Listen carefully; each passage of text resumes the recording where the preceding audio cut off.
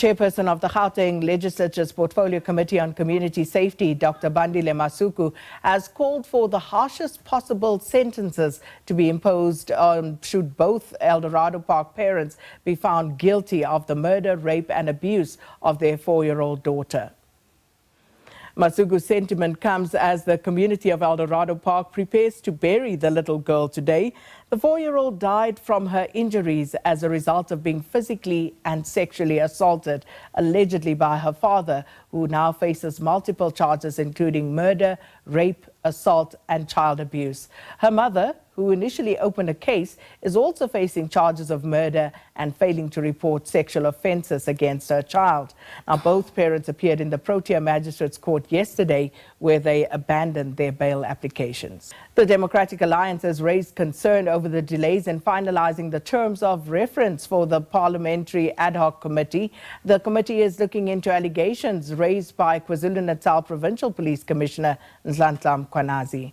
In July, Mkhwanazi made explosive allegations against Police Minister Senzo Mchunu, who was subsequently placed on special leave.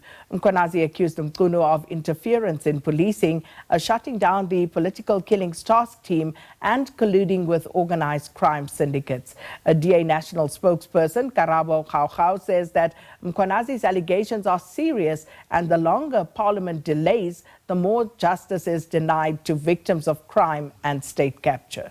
Now, going back to the funeral of the 4-year-old girl from Eldorado Park in Johannesburg, that's taking place this morning. Her parents are accused of the murder and sexual assault of their daughter. Now, they abandoned their bail application in the Protea Magistrates Court in Soweto yesterday. SABC News reporter Lopang Alamu is standing by with details from that funeral in Eldorado Park. Lopang, good morning. And so somber, just had a glimpse of that little casket earlier, and speak to us about the mood. I see you wearing black, and this was also a call that all women should wear the black headscarves. Well, Sakina, very good morning. Not so much of a great morning for the family members of the 4-year-old whose little white coffin we saw not so long ago. Quite an emotional moment as well, where a number of us couldn't keep it together for quite some time. The reality that something of the sort could happen to an innocent soul. Also, keeping in mind the fact that both her parents are not here and will not be attending rather her send-off, a final send-off. We did notice quite a few family members. We also saw some dignitaries walking in not so long ago. We're also not allowed at this point to enter the venue until the official program starts at 9 a.m. So we do know that this baby lost her life last week after having spent some time in life support after being brutally beaten, allegedly by her father, as well as assaulted in many ways, physically and sexually as well, by her father. And we do know at this point, as you correctly mentioned, that her mother is now also facing a murder charge. Now, this because she failed to report the attack in time.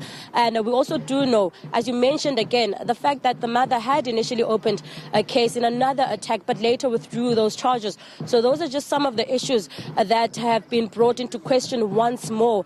What are the police doing to ensure that when some things of this sort are reported, what measures do they take? We also do know that there's been videos circulating on social media of that particular attack, and the National Prosecuting Authority had also warned people not to circulate those videos. That's a crime. And also the people who recorded those videos, they should have taken that part of the evidence to the police in order to strengthen the case against this child's parents. Unfortunately, we cannot, as you might know at this point, show any visuals of the child. This because she does have a little brother who's currently in the care of social workers.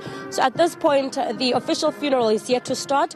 We do know that some of her family members and some of her community have made their way to the hall. At this point, we're just waiting for that funeral to start so we can get some visuals of the speakers here today.